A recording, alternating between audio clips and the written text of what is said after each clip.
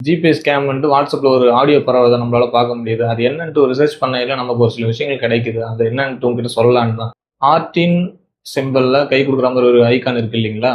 அது என்னன்னு பார்த்தோம்னா, யுபிஐ சர்க்கிள். யுபிஐ சர்க்கிள் என்பது என்பிசிஐ அவங்களால இன்ட்ரோடியூஸ் பண்ணப்பட்டது தான் யுபிஐ சர்க்கிள். அதுல என்ன பண்ணிக்கலாம்னா, நம்பளுடைய ட்ரஸ்டட் பீப்பிள்ஸ் யாரு நம்ம ரிலேட்டிவா இருக்கலாம், நம்ம ஃப்ரெண்ட்ஸா இருக்கலாம்.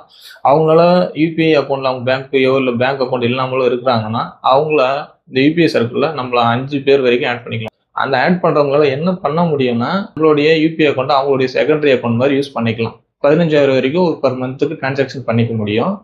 அது 2 வகையில பண்ணிக்கலாம். ஒண்ணு வந்து பார்த்தீங்கன்னா, ஸ்பெண்ட் வித் லிமிட். இன்னொன்னு வந்து பார்த்தீங்கன்னா, approve every payment. Spend with லிமிட்ல என்ன பண்ணிக்க முடியும்னா, ஃபுல் அக்சஸ் நம்ம அவங்களுக்கு குடுத்துடுற மாரி. அதாவது ஒரு டிரான்சாக்ஷன் 5,000 வரைக்கும் பண்ணிக்க முடியும். மேக்ஸிமம் 15,000 வரைக்கும் ஒரு மாசத்துக்கு பண்ணிக்க முடியும்.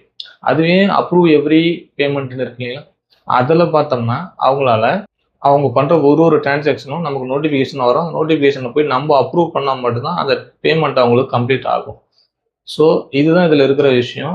ஸோ, இது ஜிபேல மட்டும் தான் இருக்கான்னு கேட்டீங்கன்னா, மத்த யுபிஐ பேமெண்ட் ஆப்புங்கள்லயும் இது இருக்கலாம். இல்லன்னா இதுக்கப்புறம் இம்ப்ளிமெண்ட் பண்றதுக்கான வாய்ப்பு இருக்கு.